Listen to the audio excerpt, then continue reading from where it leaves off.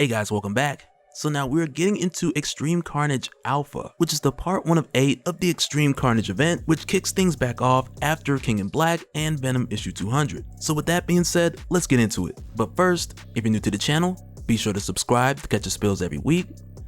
And don't forget to hit that bell up top so we can squad up in the comments for the first hour.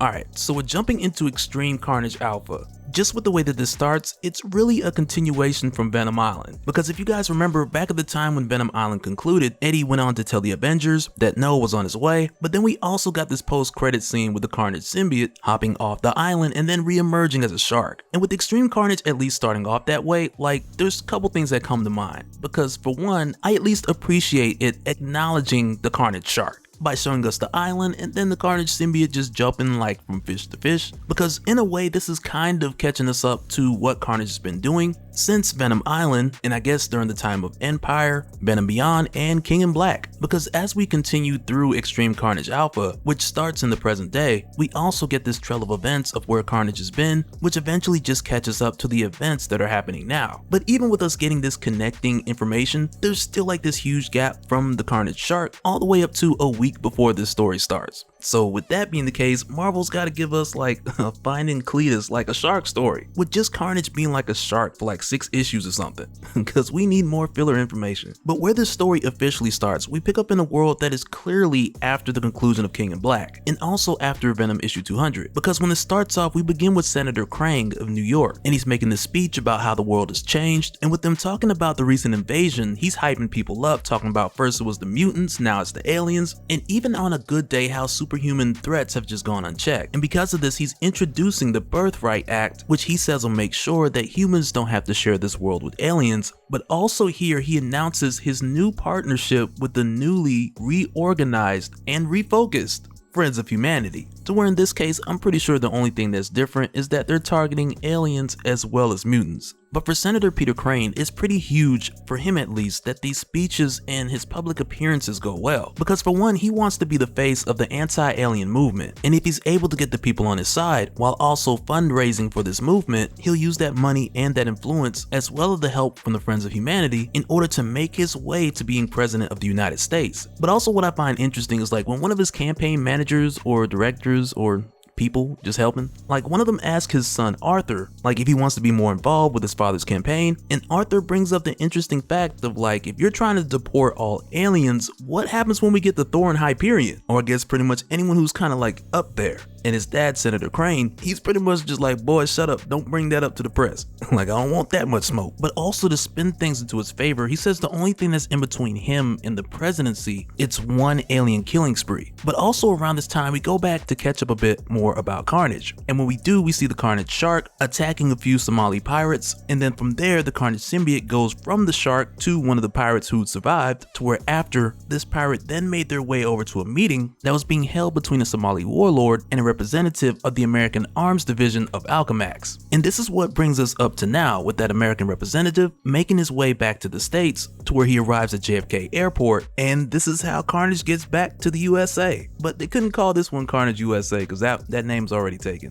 Carnage already used that name already. But also another thing that I want to point out here is that this is very much Cletus Cassidy, because much like how we had seen Cassidy's Codex stick with a piece of the Carnage symbiote, which is what then kicked off Venom Island, this was then one of our earlier examples before King in Black, to where you had your case of someone who's bonded with the symbiote for a long time, they can navigate and do things that others couldn't. But then also for Cassidy, you have this extra thing to where his symbiosis through the years has been your perfect alignment between host and symbiote on top of that, because there's never been a stronger symbiosis between a host and a symbiote than that of Cletus Cassidy and the Carnage symbiote. But more of that's really explored and explained within Venom Island, because Cassidy had died again in absolute carnage when he had lost the Grendel that brought him back, but even still he continues on via his codex through the Carnage symbiote. And jumping back to Extreme Carnage, he kills the driver coming back from the airport. But then it's here where we jump over to Flash Thompson, who at this time, since we've seen him last in Venom issue 200, he's been working at a shelter and getting goods to veterans. And while he's here, he's working with this guy named Hank, who's also a veteran, but Hank also expresses that he feels like he could be doing more. And he admits in his this case, for Hank, the army really wasn't his thing, but in a lot of ways he misses the intensity that he used to see day to day. And it's here where he asks Flash if he remembers Laughlin, who's another vet who came back and got like an amazing job. High-end security detail for some celebrity pop star, and he gets to travel. But for Hank, he opens up to Flash and he tells him that he kind of wishes that he had landed a job a bit more exciting like Laughlin. And even still, Hank believes that helping other veterans is a great thing to do. But once again, Hank misses that intensity because there is always action. You're always keeping your guard up, looking over your shoulder, and keeping people safe. But while Hank and Flash are having this conversation, and Flash then starts to hear the radio all the way from the car ride with Cassidy. And when this happens, Flash closes his eyes and he opens them, and he's sitting in the passenger seat of that car with Cassidy at the wheel, but still using the Alchemax dude's body. But when this happens, of course, Flash, he's flipping out because he's like, how did I get here? And when he asks this dude like who he is, Cassidy responds that he's family, and Flash doesn't believe it because Cassidy's supposed to be dead. But Cletus then tells him that there's only dead people in this car. And as soon as he says that, Flash looks in the back seat to where the previous driver, he's back there and he's just torn to pieces. But initially with Flash seeing this, he's like, okay, like what did you do? From what he can tell, he killed one guy, took his body, killed another guy, took his car. And when he says this, Cassidy really messes with his head because he's like telling Flash like, you've done this before. And with saying this, he like forms out of this dude's mouth like straight out of a horror movie type stuff. But when Cassidy does this, he tells Flash like, come on Eugene, follow the pool. And with doing this, he's really trying to provoke Flash, or more or less agitate him to go on the offense, while also telling Flash that his family's waiting on him, referring to the symbiote family spawned from Venom that is waiting on Flash, and together they're going to change the world. But with Cassidy provoking Flash, and I think calling him Eugene is what did it, but with Cassidy provoking Flash, it's here that we find out that this whole time, Flash has been grabbing Hank and hallucinating this whole time, even to the point to where he nearly kills Hank. But fortunately, with Hank over here just screaming for his life and just yelling out Thompson, Thompson, Flash then snaps out of it and he lets Hank go, but not before going Agent Anti-Venom murder mode and nearly killing the guy. But because of this, Flash then takes off and then he runs right into Iron Man, who prior to this point had been looking for Flash, not to mention he had caught that little episode just now when Flash had nearly killed his buddy Hank. But with Tony finally finding Flash, it's here where he tells him that they both got a serious problem heading their way, if in fact it is not already there. But after this, we then jump over to a meeting which Cassidy had believed was going to be between this Alchemax representative and Senator Peter Crane, because prior to this point there had been an arrangement for the guardsmen to show up at a rally for the Friends of Humanity. And because of that, Cassidy was hoping to intercept Senator Crane, and likely with the intention of using his body like a puppet. But because Crane didn't show, and the body that Cassidy was currently using, he's pretty much worn out, and because of that, Cassidy kills almost everybody here and he saves one, so that he can then use this guy as a puppet more or less, so that he can get closer to Senator Crane. But after this, we then go back to Tony and Flash, to where Tony's brought Flash back to the lab to give him more details about this serious problem. But then it's here where Tony admits that he just refits the lab to whatever crisis that's going on at the moment, or as he would say, the crisis of the hour, which for quite some time now has been symbiotes. And even though Flash has been out of the loop for a minute, like that part he's already sure of. But also while they're here, Tony takes Flash to see his new Extrembiote, which was Tony's Extremis infused symbiote that he had repurposed for one of those dragons during King in Black. And with seeing this, Flash tells Tony like, you know, controlling a symbiote is not like a thing you can do, like at least not in long term. Which also goes to show us that Tony has quite a bit to learn about symbiotes, and I'm sure he's gonna learn quite a bit like real quick, or at least throughout this series.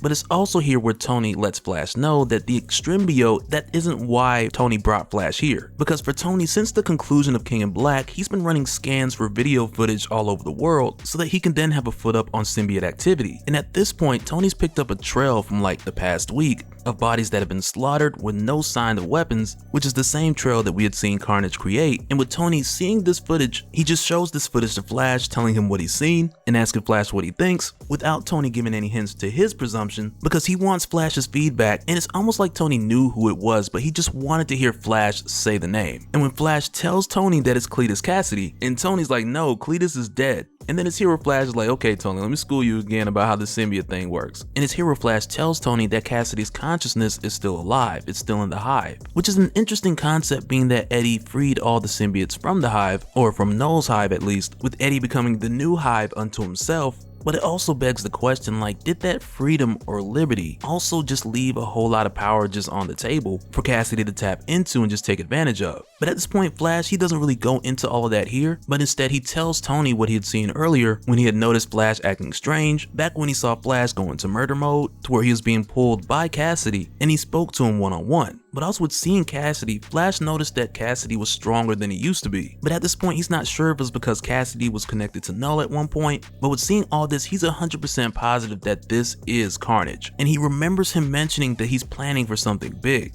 And with hearing that, Tony has a pretty good idea on what exactly that is. And as Tony breaks this down to Flash, we also see like the dude that Carnage had taken over making his way over to Senator Crane. But it's here where Tony tells Flash like the world is in a very volatile state, because even though the heroes saved the world countless times, like most of the time the general public knows nothing about it. But with Knull's invasion, it was something that was very public, and for that reason people are terrified. And he tells Flash how Senator Crane has stepped forward as the face for the Friends of Humanity, who Tony says that no one's taken serious in years. But because of this, Senator Crane is a target, and Tony tells Flash like if Carnage attacks Senator Crane, Crane is going to become a martyr, and that's going to set everything off in the worst way. But that's also the reason why Tony reached out to Flash, because he wants Flash to go in and get close and either warn Senator Crane or shadow him. Because if Carnage actually kills Senator Crane, then the Friends of Humanity, they're going to pretty much run everything. So for that reason, Flash has got to keep this guy alive no matter what it takes. And I feel like I've seen this in a movie. I don't know if it was X-Men or Terminator, but it feels familiar. But it's also here when Flash goes to Senator Crane's next event, which is pretty much being held to promote an upcoming Friends of Humanity event, since Crane doesn't have the support of the president and he's only running on his patrons. So with him asking everyone to come out, he wants to send a message to the president in order to make more things happen now, but also make his transition into the presidency a bit smoother later on. But while Flash is here, he hears the voice of Cassidy, who not only wants Flash to be here, but he also lets him know that he has a hive of his own, which is formed from other symbiotes that were spawned from the Venom symbiote, who are also here as well. But with Flash going back and forth with Cassidy, he's then spotted and he radios this to Tony and he gets out of there with the quickness. But with Flash leaving, Tony tells him that he needs to go back and protect Crane. But at this point, Flash truly believes that Crane has already been taken by Carnage. But then after this, we then catch up with Hank, Flash's friend who he's working with at the shelter, who's also the friend he almost killed. But it's here where Flash reaches out to Hank, who's rather cool about what happened the other day. But it's here where Flash asks him if he's serious about what he said before, about wanting to get back into the action and get into doing something that was meaningful. And it's here where Flash tells him that he needs a team to put together stateside of the capital, and he lets him know that it's also going to be way more dangerous than anything Hank had seen when he was deployed. And with doing this, Flash needs people that he can trust, and Hank tells him like without hesitation like he's in.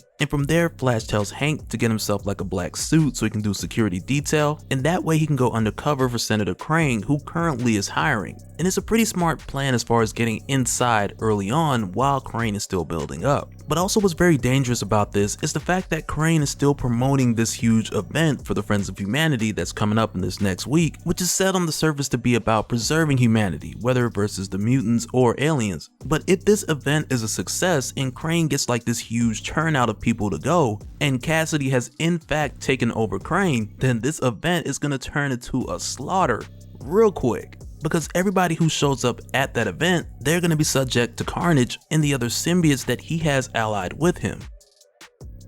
And so now real quick, I want to give a special shout out to all the patrons. Thank you guys for all of your support. And for anyone who's new here who wants more information on how to support the channel, I got a link below to where you can go to patreon.com/dopespill. But that'll do it for this one, guys. Let me know your thoughts down in the comments below, and we'll do it again in the next one. All right, later.